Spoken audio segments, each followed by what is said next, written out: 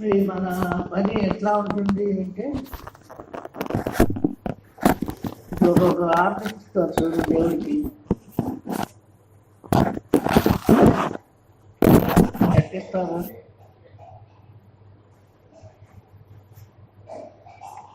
రెండు చేతులు ఆర్డర్ పెట్టుకొని ఇంటికి తిప్పాలి.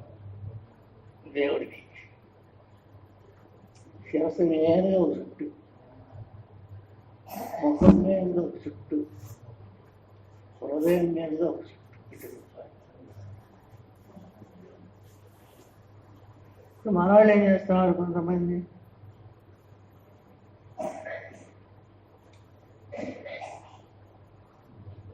శారద గింజలు జరుగుతుందా, హారం తీసుకుని పైలాన్ని తీసుకుని దేవుడు ముందులో పోయిన ఇట్టని పోతారు. అక్కడికి ఏదో ఆరుతాయి. దాన్ని కూడా ఆయన పాపం స్వీకరిస్తూనే ఉన్నాడు దేవుడు వద్దంట్లా. మనకు శక్తి ఎలా లభిస్తుంది?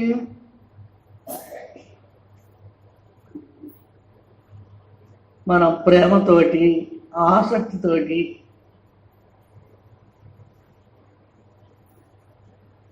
ఆర్తిస్తే దాన్ని అందుకుంటాడు, భగవంతుడు తీసుకుంటాడు. అలా కాకుండా మనం నేను పోవాలి, త్వరగా పోవాలి, నన్ను పోయండి, నేను ఆర్తించుకొని పోవాలా ఏదో అందరం గొడవ చూసుకొని మొదలు పోయి తొలగించి గరగర గరగర దేవుడు చూపించేది తిరిగి వస్తాం. వింటే అయిపోయింది. నేను కూడా హారతి ఇచ్చాను. ఇలా అనుకుంటే ఎలా జరిగిపోతుంది? మనస్సు శ్రద్ధతోటి, మంచి మనస్సుతోటి, ప్రేమ హృదయంతో ఇవన్నీ ఎందుకు ఒక్క ప్రేమతోనే ఆ దేవుడి సాయి చూస్తూ ఆపి ప్రేమ నీ హృదయంలో నిడ్డోర్లో తొడికించలాడుతున్నాడు. అలాంటప్పుడు దేవుడి సాయి చూస్తూ ఏమన్నది, ఆర్తికి యువకపో, భజన చెయ్యకపో, నీ చూపులో నీ మనసులోనే ఉంది. నీ హృదయం ప్రేమపూర్తిగా ఉన్నప్పుడు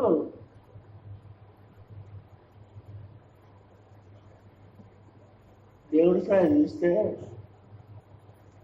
కదమ్మ నీళ్ళు కాదు.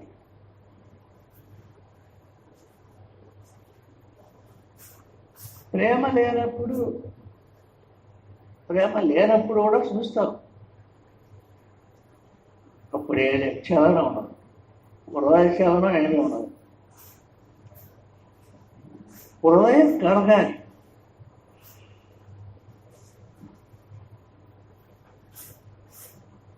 హృదయం కరిగినప్పుడే ఆ దేవుడు కలుగుతాడు. మన లోపల ఉన్న హృదయంలో ఉన్న ఆత్మజ్యోతిని కదిలిస్తే మనం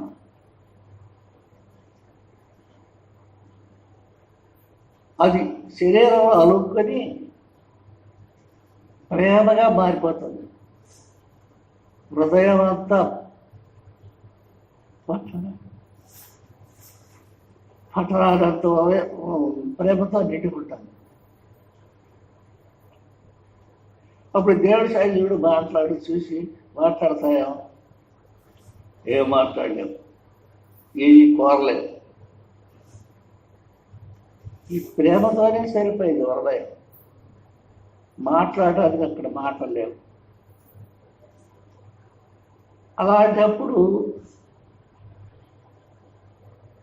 ప్రేమపూరితమైన మనసుతో ఉన్నప్పుడు ఒక్కసారి మీరు రామా కృష్ణ అని ఆయన వెంటనే కళ్ళెత్తి చూస్తాడు మన సాయి. ఎందువల్ల మనలో ఉన్న ఆత్మజ్యోతి, మన హృదయ జ్యోతి, హృదయంలో ఉన్నటువంటి జ్యోతి హృదయం అంతా ప్రేమపూరితంగా మారిపోయింది. ఈ ప్రేమపూరితంగా మారిపోయినటువంటి హృదయమే దైవ స్వరూపం. ఈ దైవ స్వరూపంతో మన దేవుడిని చూస్తూ పలకరిస్తే పలుకుతాడు. ప్రేమ నిండిపోవాలి. కళ్ళంతా ప్రేమే, నోరంతా ప్రేమే, హృదయమంతా ప్రేమ. అప్పుడు భగవంతుడిని వశం చేసుకోవడానికి వీలవుతుంది.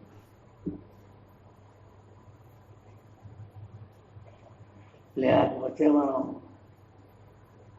ఎంతగానో చప్పట్లో కొట్టినా కొట్టింది, కాకపోతే తాత్కాలికంగా చేసుకొని వెళ్ళిపోతుంది.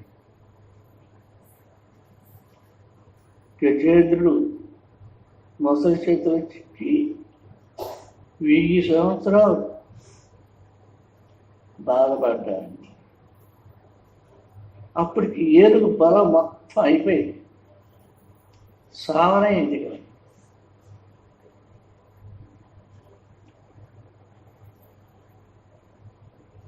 ఏ మాట్లాడ కదలేలా ఈ ముసలి, పడుకోనేలా, అటు ఇటు నడవనేలా, మేత లేదు, నీళ్ళు లేవు. ఏ యువతల ఉన్న ఏనుగులు కాస్త మేత తీసిపోయి తొండానికి అందిస్తే అది కలిసి తిని ఉంటాడు. అప్పుడు ఆఖరికి నేను సస్తాను అనే భయం కలిగింది. ఎవరికి? ఏనుగుకి. సస్తానం అనే భయం ఎప్పుడు కలిగిందో అప్పుడు దాకా దేవుడు ప్రార్థిస్తూనే ఉంది. ఏనుగు రహస్యంగానే, అంటే ప్రేమ లేకుండా అక్కడ భజించడం అనేది రహస్యం అవుతుంది. దాని ఉండే లాభం లేదు. అయితే ఇప్పుడు ఏనుగు ఏం చేసింది? ఆఖరికి చావనైంది, సావుకు తయారైంది. సావు భయం పట్టుకుంది ఏనుగుకి. అప్పుడు అంటుంది ఆఖరణ ఏనుగు, ఓ భగవంతుడా, తావులు తప్పే మూర్ఛవశ్చే తనుండస్యం శ్రమం భయ్యడి, నీవే తప్పరే తప్పరం పెరుగ మనింబందను. ఆకలి ఆ మాట, ఆ పలుపు వచ్చింది ఆకలి. తావులు తప్పంటే శరీరంలో ఇంద్రియాలన్నీ ఎక్కడ కదిలిపోయాయి, ఏమి లేదు. మోర్చ వస్తుంది. మోర్చ వచ్చి కింద పడ్డానంటే మొసలు తినేస్తుంది, చంపారేస్తుంది. ఇప్పుడు నన్ను రక్షించేది ఎవరు? ఇప్పుడైనా నన్ను రక్షించవా అని వేడుకున్నాడు గజేంద్రుడు. అంటే అయిపోయింది దాని పేరంతా. ఇక సర్వదంటే కింద పడిపోవడం. అటువంటి స్థితిలో అప్పుడు నారాయణమూర్తి వైకుంఠంలో అని చూశాడు, వినపడింది ఆయనకి. తావులు తప్పే మోర్చ వచ్చే అనే పదం ఎప్పుడు చెవులడిందో వెంటనే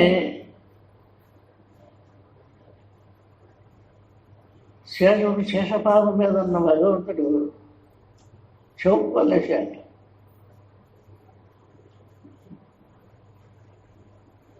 లేచి ఎంత పరిగెత్తున్నాడు అంటే ఆ గజేంద్రుడి ప్రేమ అనేది హృదయం ఆయన కరెంటు లాగినట్లు అవుతుంది. ఈ లక్ష్మణమోహన్ స్వామి ఎక్కడికి అందట, ఎక్కడికైతే హాతి అన్న అంట. హా అనేది వైకుంఠంలో, తి అనేది గజేంద్రుడి దగ్గర అన్న అంట. హాతి హాతి అనేటప్పటికి వైకుంఠం నుంచి గజేంద్రుడి దగ్గరికి వెళ్ళిపోయినట్టు. మరి అప్పుడు నేను పోయేటప్పటికి ఇంకా చచ్చిపోతుందే వరదా కానీ చక్రాన్ని పంపించాడు ముందరనే, నువ్వు పోయి అవసరం సంపాదించలేదు.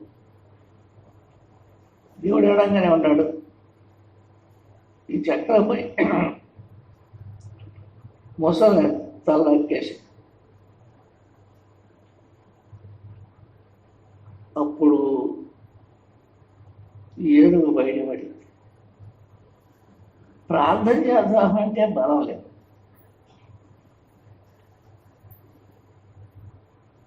మరి అప్పుడు అంతకంటే భగవంతుడు వెనుక వాక్యం చేశాడు. అంటే ప్రేమ ఎప్పుడైతే హృదయం నిండా నిండుకుందో అది ఎంత పని అయినా చేయగలుగుతుంది. మోక్షాన్ని లాక్కొస్తుంది. లాక్కొస్తుంది అంటే ఎక్కడ ఉంది లాక్కొస్తుంది మోక్షం? మోక్షం త్వరలోనే ఉంది, మనలోనే ఉంది మోక్షం. ఎట్లా ఉందంటే మనలో ఉన్న ఆత్మజ్యోతిని మనం కనుక ఒకసారి కంటితో చూసామో ఇక మనకి తినమలేవు. మళ్ళీ పుట్టాల్సిన పని, చావాల్సిన పని లేదు. ఒక్కసారి అట్లా కంటితో చూస్తే సార్ మన హృదయంలో ఉన్నటువంటి ఆత్మ ప్రకాశాన్ని, అదే పూర్తిగా ప్రకాశాన్ని శరీరం అంతా నిండుకొని, భూమంతా నిండుకొని పైకి చూస్తే ఆకాశం వరకు పోయి ఉంది. అంతటి వెలుగును నువ్వు చూడగలిగినాడు.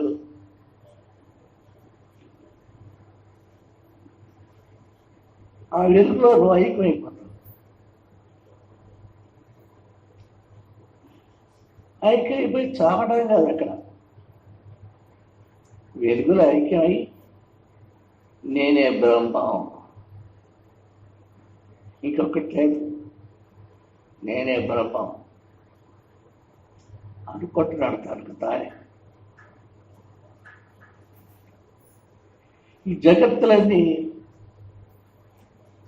తన ప్రకృతమైన శక్తి జగత్తులన్నింటినీ సృష్టించింది, పాలిస్తుంది. ఇప్పుడు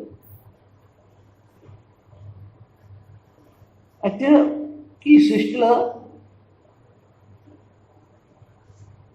ఆత్మస్వరూపమై ప్రతి ఒక్క ప్రాణిలో, చీమలో, దోమలో, దేవతల్లో, రాక్షసుల్లో, మానవుల్లో ఈ ఆత్మజ్యోతి అనేది ఎరుగుతూనే ఉంది. అది ఒక్కసారి మన కళ్ళతో చూస్తే చాలు. ఒకసారి చూసామంటే ఇంక వదిలిపెడతామా? దాన్ని ఆమెని కూడు నీళ్ళు లేకపోయినా ఆమెను చూస్తాం, కూర్చుంటాం. దాంట్లో ఉన్న చెప్ప ఆకలి ఉండదు, దట్టికి ఉండదు, నిద్ర ఉండదు.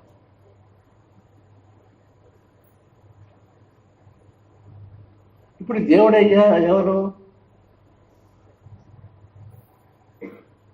ఈ ఆత్మస్వరూపంలో తను యమగ్రహం ఉన్నప్పుడు దేవుడు ఎవరు?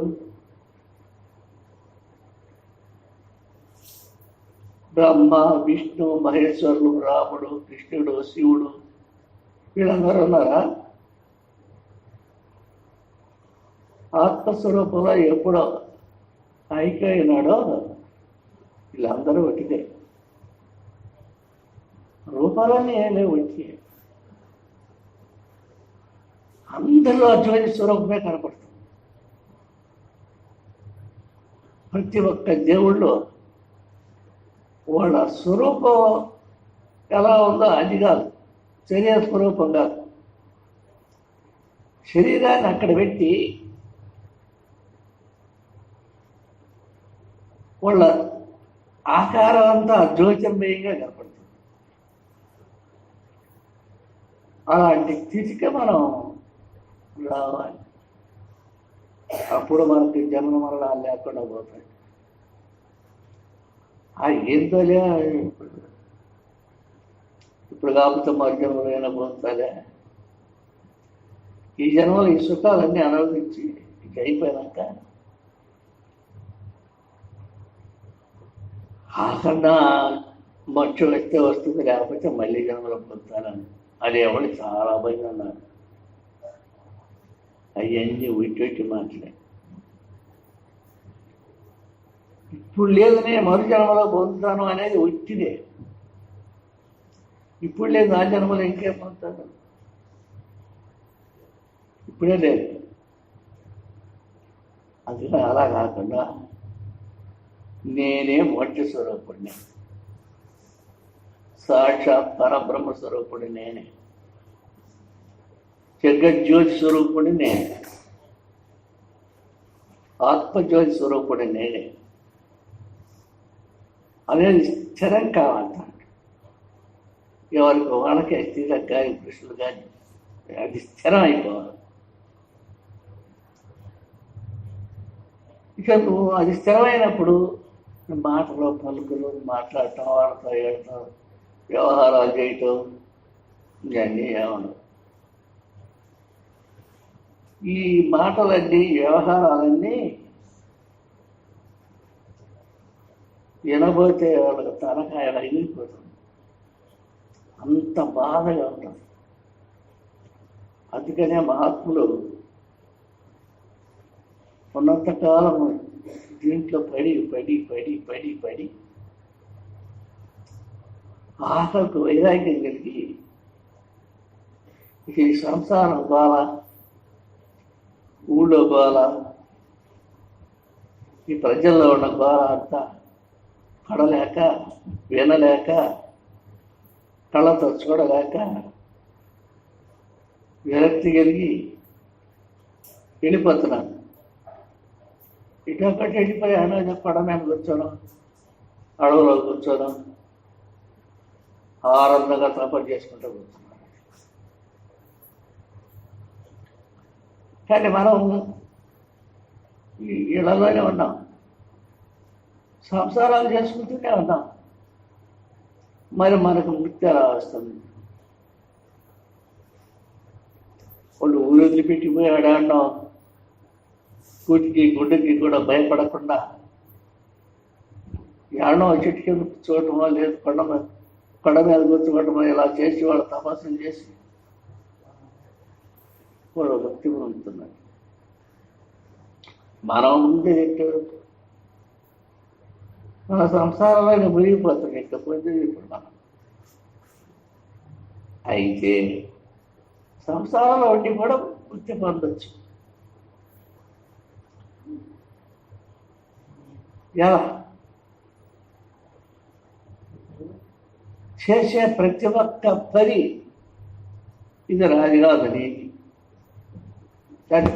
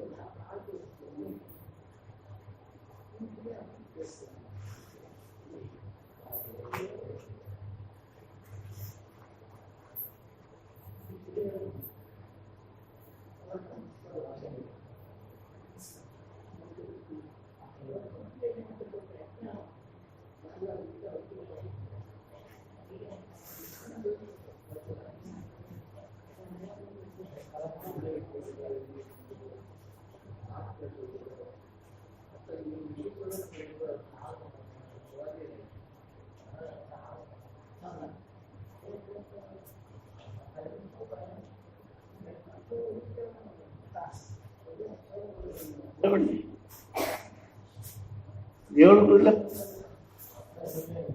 ఇట్లా పెద్ద మనం బయట నుంచున్నాము, దేవుడు ఎలా ఏమవుతాడు మనకి?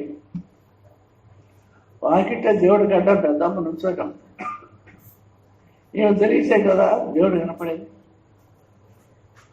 ఆవిడ తెలియదు లేదు, మనకు ఆయన కనపడేది లేదు. అయితే ఎట్లా జరుగుతాడు? ఆయన నామాన్ని బట్టుగా పూర్ణంగా హృదయం నిండిపోయేటట్టుగా, హృదయం ఆ అమృతధార కారేటట్టుగా చెయ్యి భగవన్నామాన్ని. దేవుడే తప్పిస్తాడు దాన్ని. ఎత్తులు పక్కకు అంటాడు, పక్కకు చదువుతుంది, మనం దేవుడి దగ్గరికి వెళ్ళచ్చు.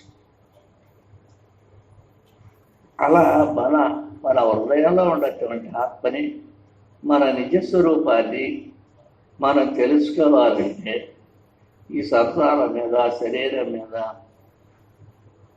పూర్ణ వైరాగ్యం కలగాలి. మళ్ళీ చేసే పనులు చేసుకుంటూనే, సంసారంలో చేయాల్సిన పనులు చేసుకుంటూనే పోతుండాలి. కానీ ఆసక్తి లేకుండా చేసుకోవాలి.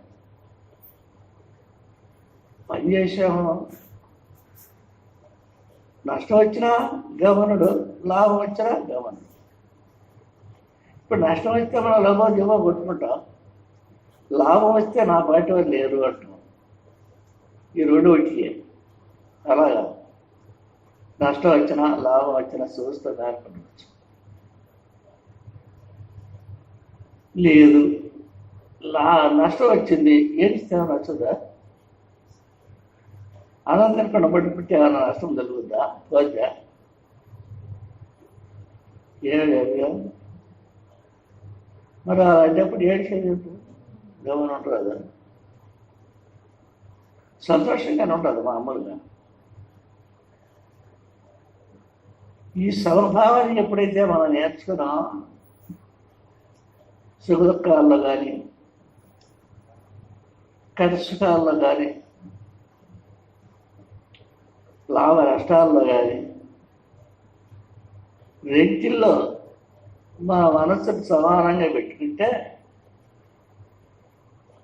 ఇక్కడ మనం ఏం చేయాల్సిన పని లేదు.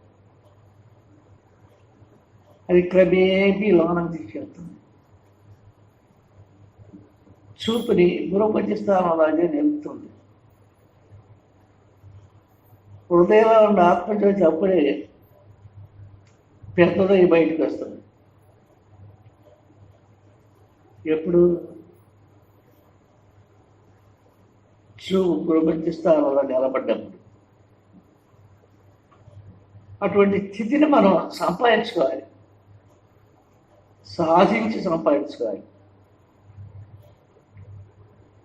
లేదా భగవన్నామాన్ని తనివి తీరా, నోరారా, ఉమ్మరుదారా కారేటట్టుగట్టి, నోరంత తీయగా మారిపోయేటట్టు భగవన్నామాన్ని.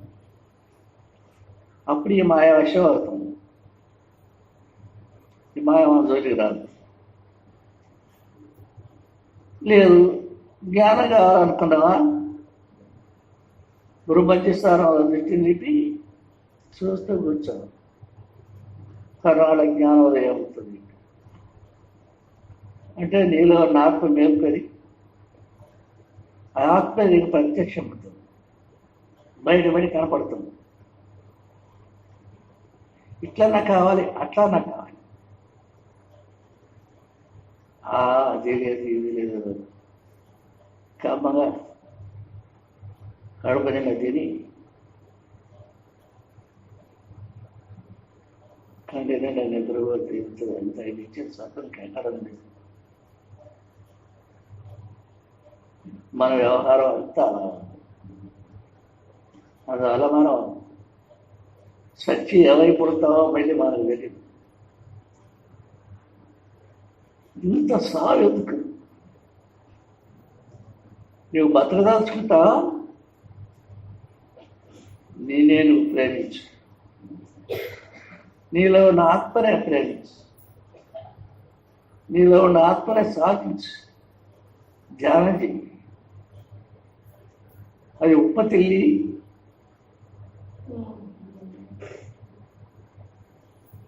నామం పలకలేనటువంటి స్థితికి రావడం. అది నోరు బాధ పడిపోతుంది. అప్పుడు ఆనందో బ్రహ్మ, ఆనందమే బ్రహ్మ. మనలో ఉన్న హృదయంలో ఉన్న తీపి అది అమృతధారగా మారినప్పుడు శరీరం నకసిక పర్యంతరం అమృతమే. అలాది శర పర్యంతరం లోపల ఉందంతా అమృతమే. అప్పుడు నువ్వేం పని చేయలేవు, ఏం చేసినా పలకలేవు, అడిగినా సమాధానం చెప్పలేవు, గబర్లు వచ్చుంటావు. కానీ అప్పుడు నువ్వు తెలుసుకోగలవు. మనం తెలుసుకున్న అంటే ఆత్మసాక్షాత్కారం అయిందంటే ఇక మనకు జన్మ లేదు. దాన్ని సాధించాలి. ఊరకనే రమ్మంటే వస్తుందా? ఊరకుడు మనం చెప్పక నడుస్తుందా? గురువు వరకు దారి చూపించేవాళ్ళు. కేంద్రానికి నడవాల్సిన మనమే. మన కాళ్ళతోటి మనం నడిచిపోవాలి. కేంద్రానికి బాట చూపిస్తాడు గురువు. ఆ బాటను నేను వెళ్ళిపోవాలి. అందుకని భగవన్నామంతో కొంత, భజనలతో కొంత, సత్సంగంతో కొంత, సద్గ్రంథాలతో కొంత, మహాత్మ సేవ చేసి కొంత, ఇన్ని విధాలుగా చేస్తుంటే మనలో ఉన్న పాపం హరించిపోతుంది. దాని నుంచి అదే హరించిపోతుంది. అంటే చీకటి తెలిగిపోతుంది. చీకటి తెలిగిపోతే ఇంకొని ఉండేది ఏది వెళ్తే. ఇప్పుడు మనం ఎక్కడున్నాం? చీకట్లో ఉన్నాం. మరి మనం చీకటి తెలియదు. ఎప్పుడు ఆత్మ సాధన చేయాలి, భగవన్ నామాన్ని అన్న సాధించాలి. అప్పుడు చీకటి తెలిగిపోతుంది, అజ్ఞానం తెలిగిపోతుంది, నిజస్వరూపం బయటపడుతుంది. అప్పటిదాకా మనం ఎన్ని కష్టాలు అన్నవాడిని, ఎన్ని బాధలు అనాలని తూచా తప్పకుండా ప్రతిరోజు ఉదయం సాయంకాలం ఆత్మధ్యానం చేయటం మొదలుపెట్టుకోండి, లేదు భగవనామం చేయటం మొదలుపెట్టుకోండి. అదో ఇదో చేయాలి. నాకు అదే వస్తుందనే, వర్క్ వస్తుందని చెప్తే వస్తుందని గురువు అంటే, గురువు చెప్తే వస్తుందా? గురువు ఎంతవరకు గురువు బాడ చూపించాలి. ఆ మాట నడుచుకొని దాన్ని తెలుసుకునేది మనం. అలా గురువును నమ్ముకొని ఆయన చెప్పిన దారిలో సూటిగా తప్పకుండా నడుచుకుంటూ పోతే కేంద్ర స్థానానికి వెళ్ళిపోతాం.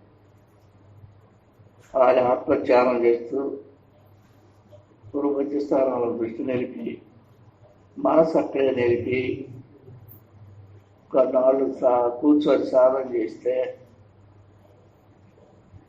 కొద్ది రోజులకి ఈ శరీరం తేలికైపోతుంది. ఎంత తేలికంటే ఒక్కరు గాలి వెళ్తే లేచిపోతుంది, అంత తేలికైపోతుంది.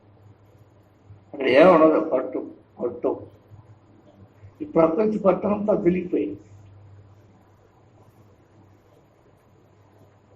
పక్క వెళ్ళిపోయింది. ఇదంతా మాయ. ఈ మొక్కుడంతా ఆత్మగా పెట్టిన మొక్కుడంతా తెలియపోయింది. అప్పుడు ఆత్మ ప్రత్యక్షం అవుతుంది. అదే నేను ఈశ్వరుడు. అది సత్యం దేవుడు పుట్టేది కాదు. నువ్వు దేవతలకే దేవుడు అయి ఉంటావు, దేవ మానవుడు అయి ఉంటావు. గీత ఇది చెబుతుంది మనకి. చేయండి, చేయకపోతే లాభాలేదు. ఇది వరకపోయినా లాభాలేదు. వినాలి, చదువుకోవాలి, విషయాలు అర్థం చేసుకోవాలి, వాటిని మనసులో పెట్టుకుని ధ్యానం చేయాలి. కామక్రోధ ఆశ్చర్యాలు వదిలిపెట్టాలి. వాటి అంతటా అయిపోతాయి.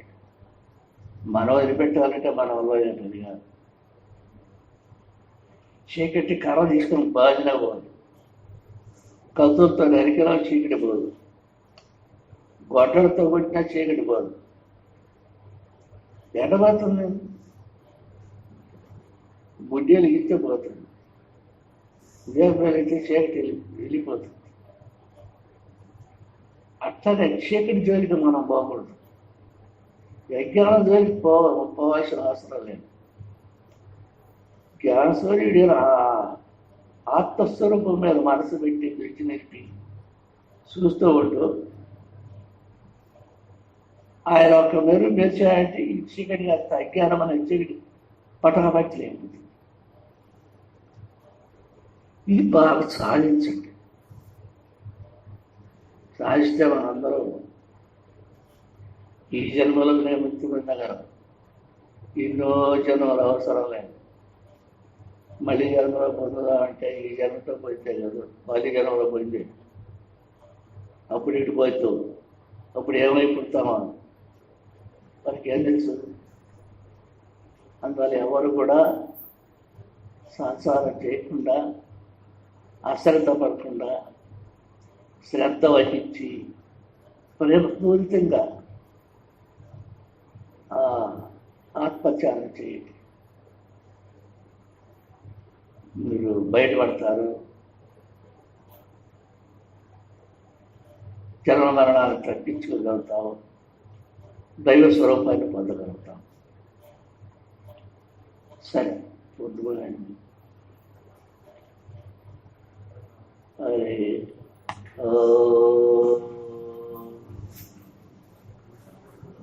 బ్రహ్మా గురు విష్ణు గురుదేవ్ మహేశ్వర గురు సాక్షాత్ పరబ్రహ్మ తస్మై శ్రీ గురవే నమః. అఖండ మండలాకారం వ్యక్తమైన చరాచరం తత్పరం రచితేన తస్మై శ్రీ గురవే నమః. బ్రహ్మానందం పరమజగదం కేవలం జ్ఞానమూర్తి ద్వంద్వాతీతం స్వస్యాలక్ష్యం ఏకానిత్యావలమచలం సర్వదీ సాక్షిం భావాతీతం తిరురహితం సత్వరం తం నమామి. హరి ఓం.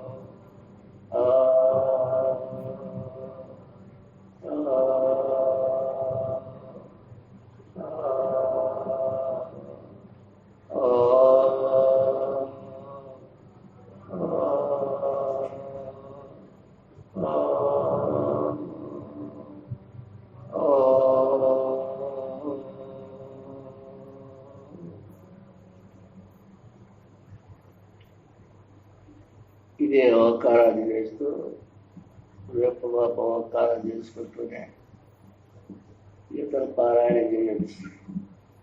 చేసుకుంటే